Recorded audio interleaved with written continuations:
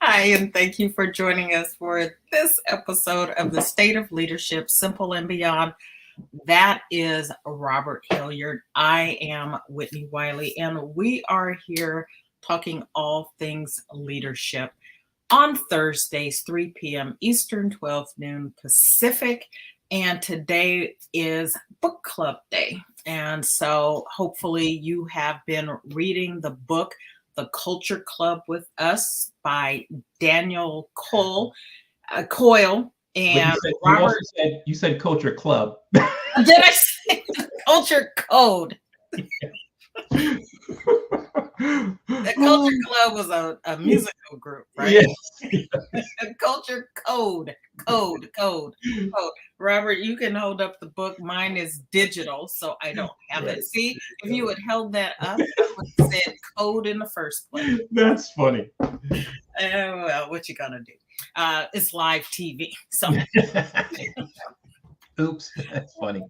So we are going to be talking about the Culture Code and some of the amazing things that are in this. This was a recommendation by Robert, an excellent one. I enjoyed it. I will no doubt read it multiple times. So why don't you tell us why you selected it and sort of launch into the overview of what the book is. Yeah, well, this is one of those books where this is so funny. I kept seeing it pop up. It was one of those things where I would, go on Amazon and it would pop up. I would read an article or read a magazine and it would pop up. And so I was like, what is going on? And we're both into culture. And so I was like, let me check it out. And I, read a little bit about it, and it's all about something that I'm really passionate about, which is what makes certain groups better than other groups. What makes them perform better? And it was when I read it, I was like, these are all things that Whitney and I talk about. This is what we promote, and it was really good to have that confirmed. But what I really liked about the book was it didn't get too much into the theoretical stuff, a little bit, but just enough to go, okay, that makes sense. But what really galvanized the thought process were the stories the stories were fantastic. So, and I'm one of those people, if you want to get me really engaged, start telling a story and I'll start leaning in. Yeah. I would say the same thing. And the opening, my favorite sort of story, right? It reminded me of a team building exercise that I had done a few years back. The unfortunate thing about team building exercises is that they tend to get done once, maybe if you're lucky, annually at a retreat, but there's nothing done really to continue to create that team bond, right? And that's one of the important things that I think I certainly got out of this book. And so do you want to tell the story, or do you want to go somewhere else before we get into that story and some of the others that are in the book? Yeah, let's tell the story. Okay. So Peter Skillman, that's the story you're talking about. Peter Skillman, who is a designer and engineer, did an experiment. And what he wanted to do was see, what made certain groups better than others. So he took a group of really intelligent business students from Stanford University, University of California, University of Tokyo, and other schools. And he put them against kindergarten kids. and this is what I thought was amazing, because you know how it's going to end, but you just don't know how badly they're going to get trounced by these kids. So the goal was to create the tallest structure using 20 pieces of uncooked spaghetti, 1 yard of clear tape, 1 yard of string. I think that was all they really had to do. And that was the goal, to create the largest structure. And these kindergarten kids just cleaned the floor, just mopped the floor with these really intelligent students. And he wanted to know why. So let's talk about the size of the structure. So the kids were able to build a structure that was 26 inches tall.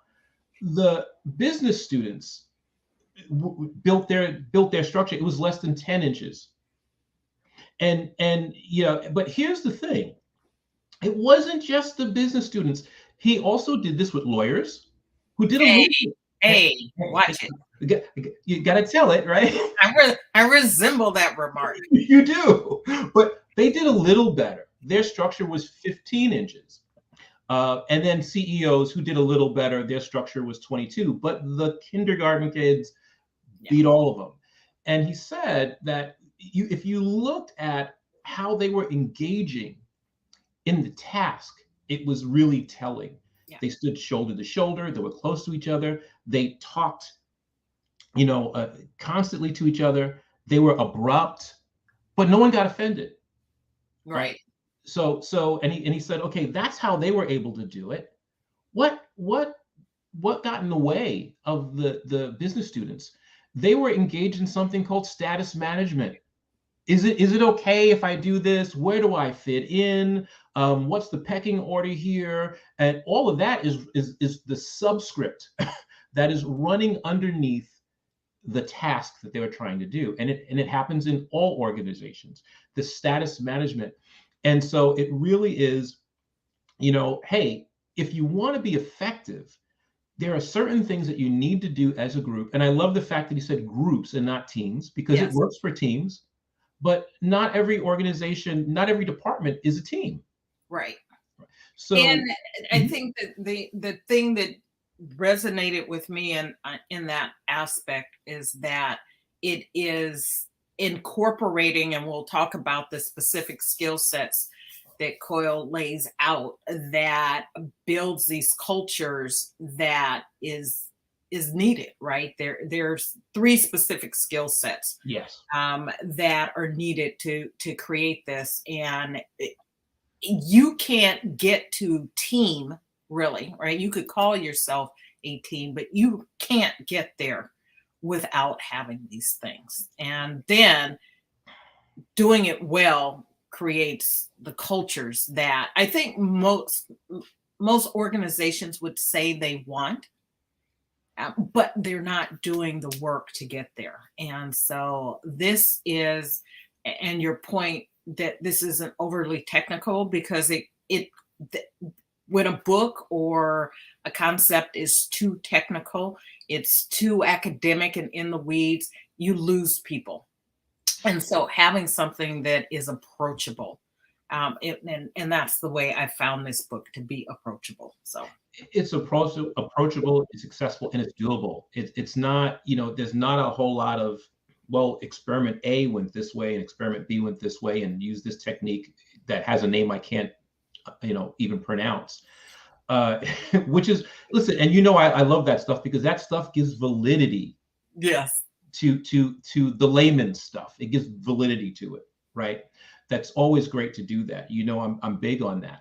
But if you want to create a tool or a book or a model that most everybody can gravitate toward, it needs to be simple.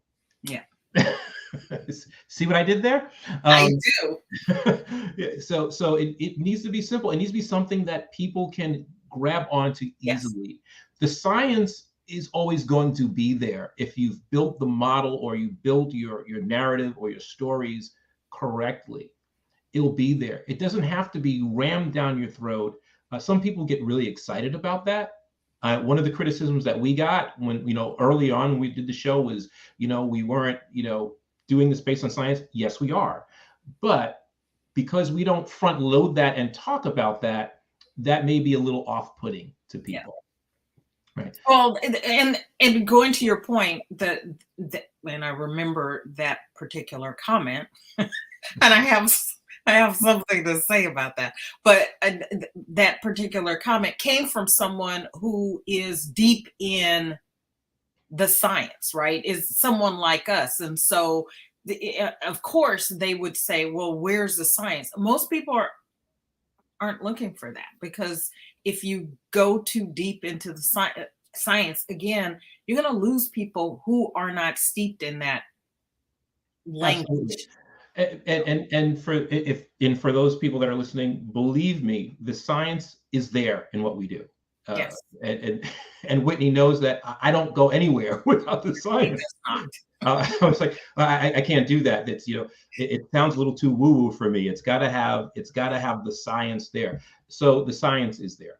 We just don't ram it down your throat. And to that point, and not to to labor that too much, I was really, when the person name dropped, I was going to say, yeah, I lean more toward Edgar Schein, but I left that out. I didn't want to go there because the insinuation was that you guys really don't know what you're talking about. Right. Yes, we do. So anyway, back to the book. So the three skills, you mentioned the three skills. Build safety is the first one. And what I loved about it is, like, he talks about what it is, and then he gives the stories, and then he gives you actions, things Yes. that you could do. And I don't want to get too, I don't want to give too much of that away. Right. They need to read the book, right? Yeah, the goal is to get people to read the book, but build safety is make it, Yes. and there's a big, psychological safety is a big term that's, that's thrown out a lot. It is that, it's psychological safety. And it's the story that he tells about that. I think it was the story is the $1 billion day where nothing happened. And he tells the story of Google, a name that everybody knows, right? And at the time, though, they were in a war with another company called Overture, a name that many people probably don't know, because Google won the war. And at the time, though, Overture was their fiercest competitor. And they were really looking at creating ads that would get people more interested in what they were doing. Mm-hmm. And the founder of Google, being very frustrated, walked into the break room, I believe, and he put on the post-it, "These ads suck," and he's put it up there. And everybody saw it, and one person did see it and said, "You know what? I'm going to go work on this." And he worked on the problem that Google was having, solved the problem, turned it into the department that was in charge of it, and went about his work. The interesting thing was, he wasn't even in that department, and when they asked him about it, he could barely remember doing it because it was just the culture of the organization. It was very interesting. And so it's and the thing that I found so remarkable about that is, I've worked in organizations where you couldn't help another organization if you stepped Mm-hmm. outside of your little fiefdom, and you walked into theirs, even for benevolent purposes. It was not seen as something that was good. And here they had that kind of, sure, you want to work on it, go ahead, turn it in, great, you did a fantastic job. And obviously it helped them, because the name of the chapter is the $1 billion day when nothing happened. So very interesting. And this concept of building safety, right, is about creating these bonds of belonging and identity. And so I think it's important, when you think about your organization and whether or not there is safety, or you are creating an environment of safety, what are you or are you not doing, right, that allows that to manifest, right? And it's about giving people space to express their ideas, to take risks. We talk about that all the time, right? This environment, and whether or not people can ultimately be vulnerable without fear of judgment or the negative consequences, being retaliation or reprisal, right? That you've got to give people a space to speak their mind, to speak openly, to take risks, to make mistakes, And if you're not creating that environment, then people are closed off, right? And they're not innovative. It doesn't allow them ultimately to bring the best versions of themselves to the table. Yeah, while you were talking, it reminded me of an organization that I worked for, where where many people would say that they were hoping that people would grab onto excellence, but what they really wanted was perfection. And it made people very tentative Yeah. and nervous. And the weird thing about that, it was because of that, people would blame other people, because once you had the veneer of perfection was wiped off of you, it made it very difficult to get it back, because there is no such thing as perfection.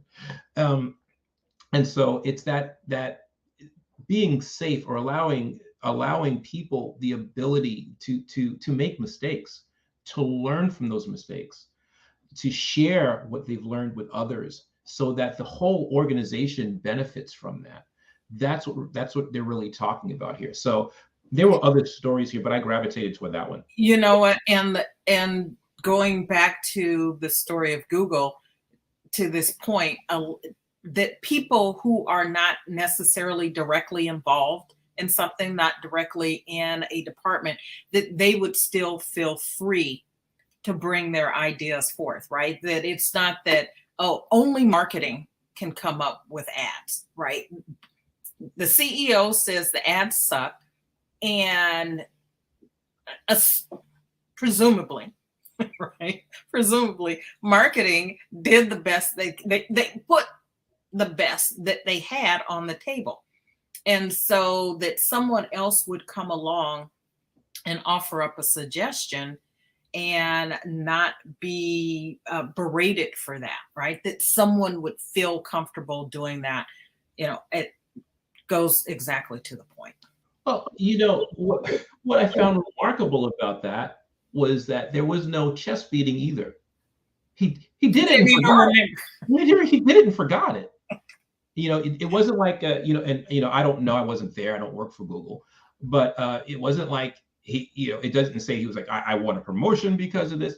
He just did the job, Right. and went back. He just took care of the problem, went back to his desk. He worked on it over the weekend, and then went back to his desk on Monday. Was like, oh, I'm going to send this in and get back to my work, and totally forgot about it, which made the story even better. Exactly. And then we move on to the second one, which is shared vulnerability, which is, I think, my favorite, because it says, what's the term? Habits of mutual risk Yeah. drive trusting cooperation. And I think this is the story that I chose to illustrate this was the story of the plane. So he tells the story of a plane it had a catastrophic failure, and it was going to go down. And three people were gathered in the cockpit trying to solve this problem. And it was the pilot, the co-pilot, and there was a flight expert in the cockpit as well. And they were able to actually land the plane with minimal casualties. Most everybody survived. The interesting thing about that was they then took this case and simulated it 28 times, and every single time it failed. Now, the thing that allowed them to be successful was that the captain wasn't saying, no, I'm not going to take that idea. I'm the captain. And I think the title of that was, tell me what you need and I'll assist you. And the captain would say, I don't understand, what's going on here. Does anybody else have an idea? And that's what they did. And because the captain shared the same vulnerability, was not trying to grandstand or act like I'm in charge, I'm the leader, I'm the captain, because he wasn't doing that, they were able to survive this really, awful situation, and it could have been a lot worse. Yeah. This concept of vulnerability and a willingness to ask for help to let people know that, as you said, there is no perfection. So that you are that you let people know that you're not perfect and that you need help isn't really news, right? So that the fact that it isn't news should make it okay. And then this goes back to the first skill set about creating these environments where people can feel safe so that they can be vulnerable, so that they can share that they have, that they're not perfect and that they need help. And then you're willing to step up and help them, because ultimately, and I don't want to spoil it for the next skill set, but it serves the next skill set when you get to it. Yeah, and to really latch on to this point, and to defend, and I'll be very careful how I do this. Defend CEOs, captains. It's not easy to share to share your vulnerability, because not so much that you can't open your mouth and say I need help. Sometimes there's a societal backlash. Yes. When you're seen as being in charge and you ask for help. You mean you couldn't figure that out? Well, no, I couldn't. Right. That's why I asked for help. There's nothing wrong with doing that. And and the contrast to that is, this is completely a different book, but there's a story about a flight in the book Outliers, where the situation was exactly the opposite, where it was a South Korean airline, a plane was going down, and because the co-pilot's language was so tentative and the captain's responses were so dismissive, Mm-hmm. polite but dismissive, the plane went down and crashed. There were, just totally the complete opposite. The co-pilot is going, well, perhaps you should try this. and the pilot is like, anyway, yeah, I see it, but look over here. And so there's a big contrast, and I don't know the timing. I know Outliers is a while ago, and Dan Coyle probably didn't want to use that as a comparison because he's doing his own thing. But I read Outliers, and so I had that comparison in my head when I read this story about these pilots. Yeah, it makes you shake your head, right? Yeah. So even when, think about what has to be going on in somebody's mind, and this is not a criticism, that even when the outcome is going to be a catastrophe, they're reluctant to say, I don't know what I'm doing. I'm lost. I need help. That's the time to do it. And to really, drive that point home, there may be organizations right now that are in trouble and the leaders are struggling with this. Is it okay? What will happen if I tell people that I don't know what I'm doing, or that, I'm struggling here? And spoiler alert, it's going to be okay. And you will be, more than, mark my words, they will respect you more. It's going to be okay. But or that you're, that there's a fear attached to something. And, this makes me think about this continuing sort of debate, if it is even a debate, but this continuing issue about returning to work, right? Returning to the office, working in the office. And there continue to be stories about why CEOs who had said that we can do remote work, we can do hybrid work, are continuing to push and push and push for people to come back to the office, and making it seem like it's because employees are not doing their job, or that the team aspect is missing. But I've been reading some things that fall in line with certainly what I think, and I think to some degree based on the episodes that we did early on addressing this issue, right? We were talking about this 2 years ago, and it's still an issue that managers many managers, not all, are feeling the pressure of, if there are not butts and seats in the office, then what's my purpose? What am I here for? Right? Because obviously they don't need us.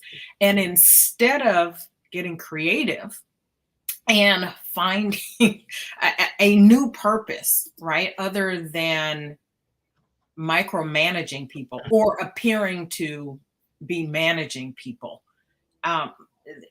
let's bring them back, for many against their will. And it seems to me that there's a level of vulnerability there, that if they would own that they could work through the issue, right? But until you acknowledge the truth of the matter, you can't do anything about it. So there's this continuing friction that is happening between management and employees over this issue that doesn't need to exist. In addition, some of the other things are about office space and paying for space that's not being used. And if we don't have the building and we don't have the office, or we've spent all these millions or billions of dollars what does that say about us? What does that say about the mistakes that we've made? Rather than, you made those decisions in a pre-pandemic environment, you're in a new environment, it's time to make new choices, right? Based on the environment that we're in. And I don't know, for me, it seems that this unwillingness to be vulnerable on the issue just continues to create the friction. Well, there are a couple of things. It's and you've heard And me. I know this isn't about that, but No, not at all. But it ties into it very, very strongly, because it's about sharing vulnerability. And there are a couple of things, and you just touched on something that I mentioned earlier. It's society's notion. And so this goes back to the scientific management, which came into place when there were people working in factories, and how can we get these folks to be more efficient. And so and it's really a holdover from when we first got industrialized over 200 years ago, and we're still managing in that way, and people are still thinking in that way. This has been a theme that we've talked about on the show many times. But I want to tie this in with society. When the whole pandemic thing happened and people were working remote, I had a colleague that was complaining about this and saying, well, people need to have people over them and all this stuff. And I said, you've been working from home for 20 years. So what are you talking about? And certainly wanted to be his own boss because he didn't want that. So it's this, so actually he's arguing against himself, but it's something that we all do when we, feed into, the societal culture. And so we're talking about culture, that's part of it. And so that's one of the reasons why these stories are so extraordinary, is because they actually go against what we see as the norm. And so I think that's the point. I agree. I absolutely agree. Yeah. And so, which brings us to the last one, which is establish purpose. That's the last skill.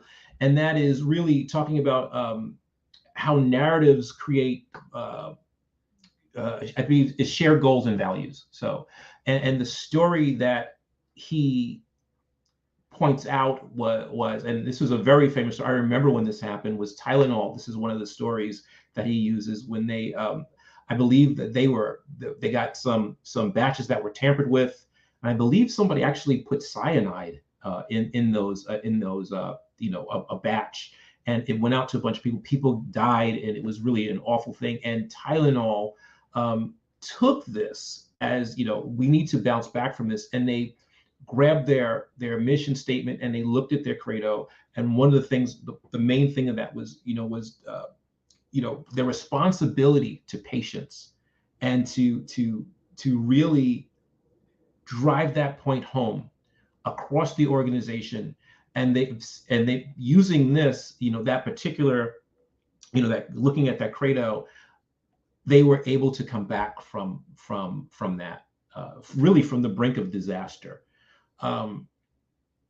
The Tylenol's name comes up in many other things, but that was something that they were actually able to come back from. And so there are lots of stories, and I'm going to get your point of view on this particular skill in a minute. But there are lots of other stories. That was the one that I really grabbed on because that was one that I remembered.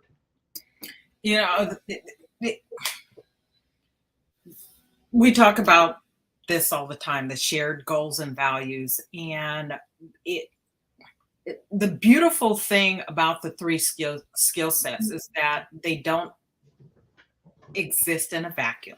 Right. They are interdependent, interconnected, intertwined, right? They are very much, they work in concert. And as I was thinking about the shared goals and values, right?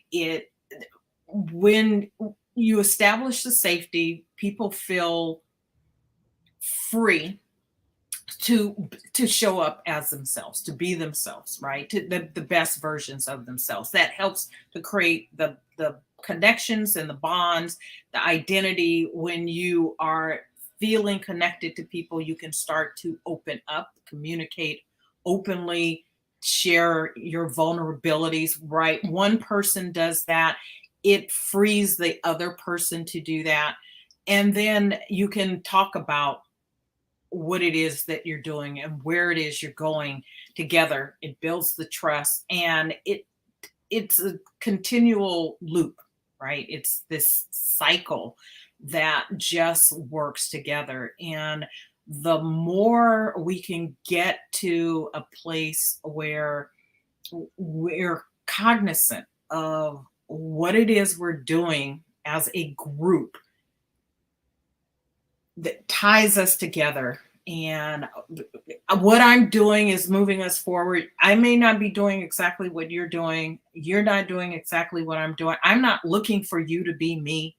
You're not looking for me to be you, right? And then we can get to the place that we're going, because ultimately we are bigger. The totality of us, the sum of us, is bigger and stronger than the individual parts, right?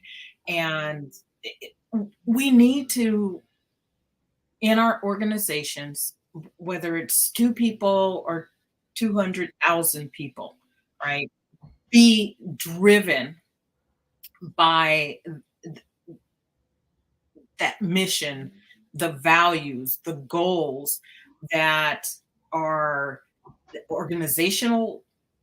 organization-wide, and then brought down to the individual, right? And it goes up, it goes back and forth. Absolutely. And also, it's also the notion that, and this is a little off topic, but I want to tie it back in, that your mission, core values, your vision are immutable, that they're there in perpetuity and will never change. That cannot be, because the environment is constantly changing. And so if the environment is constantly changing, swirling around your organization, your strategy is going to have to change at Right. some point, because things are going to shift with it. Think about, think about supply chain issues. Think about the pandemic. Think of, there's all weather, climate change. So the difficulty is that things tend to move faster than humans move. So because we are designed to be very efficient and to look for patterns, we tend to grab onto things, and we don't really see when things are changing at a slower, a slower pace. And so those gradual changes are happening probably a lot faster than we think they are. Yeah. Because what we see is really just the symptom of all the other things that are going on. So think about this. The pandemic is a symptom of other things that are going on that are happening at a much faster rate that we are not, thinking about. And so we tend to hang on to the way things are. So we move very slowly, especially when it comes to technology. Technology moves at a much faster rate than we do. So just something to think about. As you were saying that, made my point, Coyle's point, right? That these are all interconnected, that they work together, right? As you're talking about change, that it brings the vulnerability factor back into play, right? Because you may have mastered things the way you were doing. You had it, you had your vision, your goals, your strategies, you're doing that, you've mastered that. The environment changed. Now you need to change, you need to pivot, you need to do something different, which could put you in a place where now you don't know, right? You had been operating in a place where you master something. Now you don't know. You're starting from scratch or somewhere between scratch and mastery, right? And so are you going to be open to asking for help? Are you looking for answers somewhere else? And are you willing to do that? Are you, after a period of time of having people, be excellent in what they're doing, having to start all over again, learning new things, making mistakes, learning and growing, right? Are you going to be willing to make the shift that allows that? And so that becomes part of it. And we can look at company after company that as the environment changed, they continue to do what they were doing. They are not here anymore. Or they're not here anymore, or they are on their way out. Or they are on their way out. Sears, look at Sears. Great company, right? Reliable company. Where are they? And that was the thing. You would hear that they were still functioning. I remember going to Sears not too, I don't know, maybe 10 years ago or something like that. And walking in, hadn't been there in a while, and walked in and like, well, this reminds me of when I was a kid. It was almost the same layout. But all in all, a fantastic company that didn't change fast enough. Yeah. There are some other companies that are hanging on for dear life right now. J.C. Penney, right? Yeah. Hanging on for dear life. And it's that you got to be able to look at what's going on and say, okay, these are the steps that we need to do to change. And sometimes it's radical, sometimes it's not, but you need to look at and be willing to change. Yeah. And let's be honest. I use those two companies as examples. I'm not sure that they would have been able to survive, because I know that I think J.C. Penney is still around. And J.C. Penney is still around. Yes. Yeah. Sears, I don't think is around anymore. They're gone, right? I don't know. I don't think I've seen one in quite a while. But it's funny you say that. Here's an interesting thing. Maybe they will reinvent themselves. I got a catalog from Montgomery Ward. Mm-hmm. Mm-hmm. Mm-hmm. And I was like, I thought Montgomery Ward went out of business like, I don't know, 30 years ago or something, right? But they are existing in some form. So it may be that for someone who's been to a Sears lately or ordered something from a Sears catalog, let us know.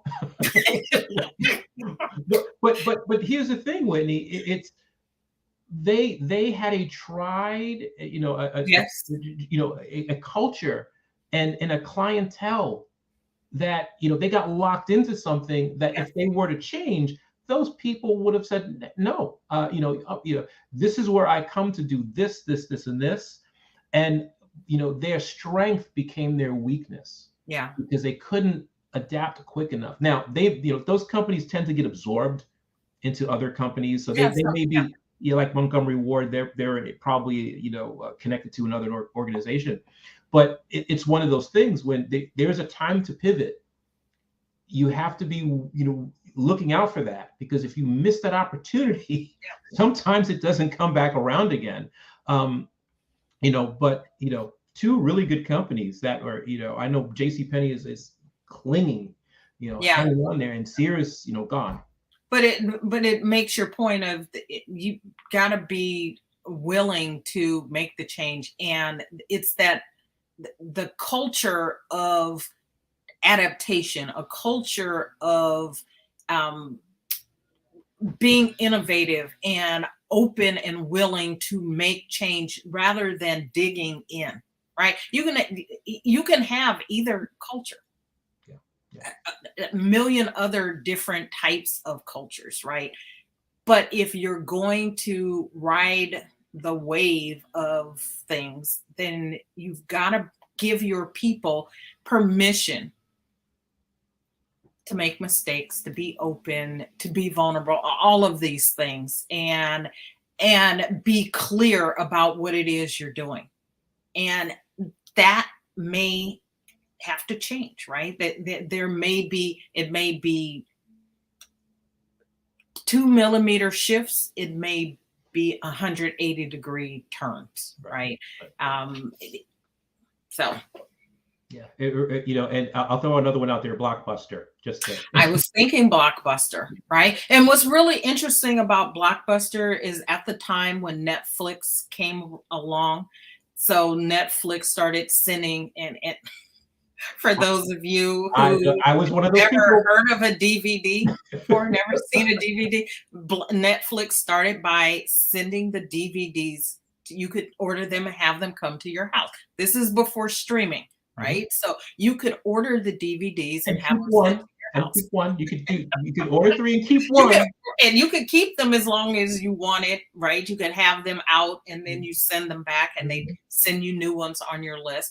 And so that was a model, instead of going to the video store and picking up a VHS.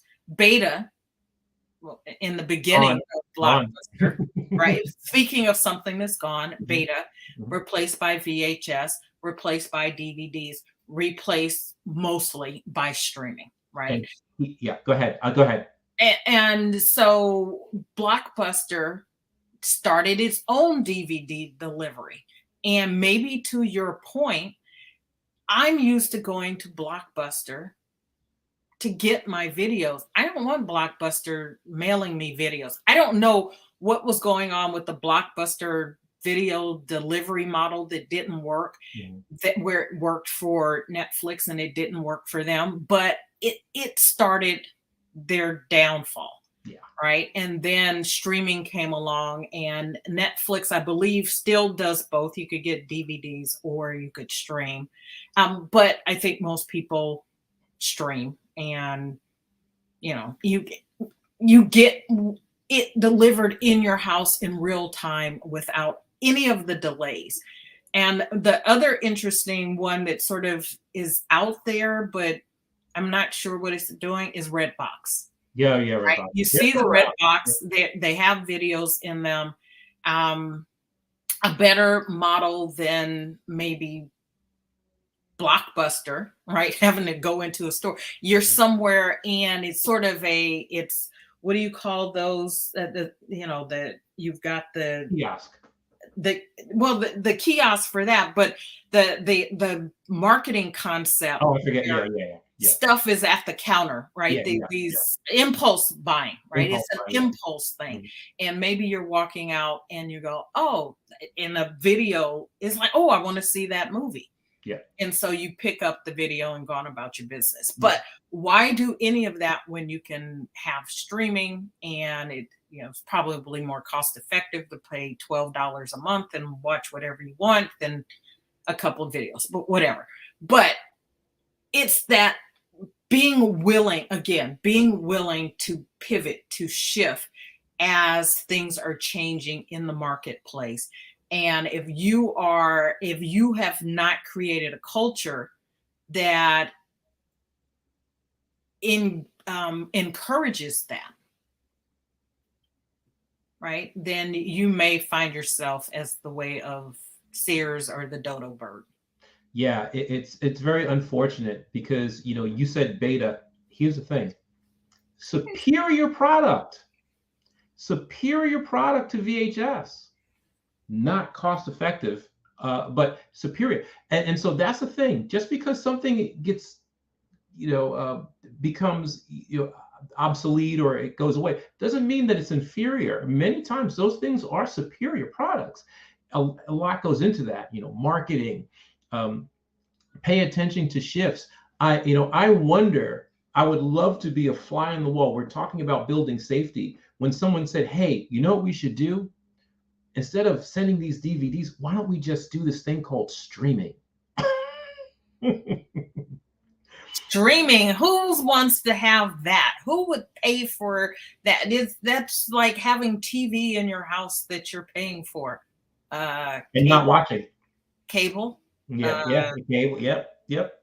satellite, Yep. right? So Yeah. yes, to be a fly on the wall in some of those conversations when the new kid on the block shows up and you're questioning whether or not that's a direction, or should you dig in, do what you do. Yeah, exactly. But that's a question for another time and another show. Absolutely. Absolutely. So you want to tie a bow around this as we wrap up? I think we just did. You look at the culture of your organization through the lens of these three things: building safety, sharing vulnerability, and establishing purpose. Are you all doing that? And if not, where can you make a shift? If you're able to do that, and you don't have to be the CEO of an organization to do that, but you could be the CEO of your household, right? Or you could be the CEO of your, or a leader of your group. So you don't have to be running a company to do this, but look at these three things because they do apply in other aspects of your life. Absolutely. Right. It's about ultimately connection to the people, building trust, building camaraderie, being able to move forward together in the direction that you want to go. So, with that, we want to thank you for joining us. If you have not read the book, right, The Culture Code by Daniel Coyle, again, we invite you to pick it up. It's a great read. As Robert pointed out at the beginning, it's the stories that make the points. And you can learn a lot about yourself as a leader and a lot about your organization and how you can improve it, create the culture that you ultimately want. You don't have to settle for the culture that you have if it's not the one that you want and one that's working for you. Next month, our book is Decisive by Chip and Dan Heath. It's how to make better choices in life and work. Making better choices. One of your responsibilities as a leader is making decisions. And how can you make the best decisions you can? Effective decisions, efficient decisions, decisions that move you ultimately in the direction that you're trying to go. So, Robert, if someone wanted to get in touch with you, to work with you, how could they do that? And they can reach out to me at inspire me at Robert Hilliard Coaching. I have a contact form on there. You can go ahead and fill that out. Let me know what's going on. And I love to have a discovery call with you, or you can just go to my website, roberthilliardcoaching.com. Tons of articles. Well, I won't say tons, a lot of articles specifically about team. I love writing about team. A lot of that stuff is you'll find that on my in my website. Also talk about dealing with toxic managers. So feel free to check that out. I love that. Love that. And while Robert is focused on team, I love helping you to make maybe that 2 millimeter shift, right? A little better you makes you a better leader. And so you can reach out to me at shiftingintoaction.now.site. Shiftingintoaction.now.site. I have a couple of ebooks that are my gift to you. One on wellness, helping you to be well, having a vision for your wellness, what to do. One about loving your work and making great choices about how you can love the work that you do. And then the other is about saying no, the importance of saying no for your mental and emotional health and wellness, learning to say no. I want to just say Robert and I are in with this. Robert and I are contributing authors to a book that is launching on July 11th. I don't have a visual for that this time. We'll have one next time. But it is called The Joy of Work. It is a compilation project of authors who talk about their journeys to doing work that they love, to doing work that brings them joy. And a lot of that revolves around being able to be in environments that allow you to make contributions and to do meaningful work with people that you enjoy working with. So we'll give more information about that and how you can get the book, but just want to put that on the radar. It's called The Joy of Work, and the book is launching on July 11th. So with that, thank you so much for joining us. Did I mention next month's book? I did. Yep, right? you did. Decisive by Chip and Dan Heath. Get it, read it. We'll be talking about that on the 4th Thursday of July. So until then, take care. Bye now.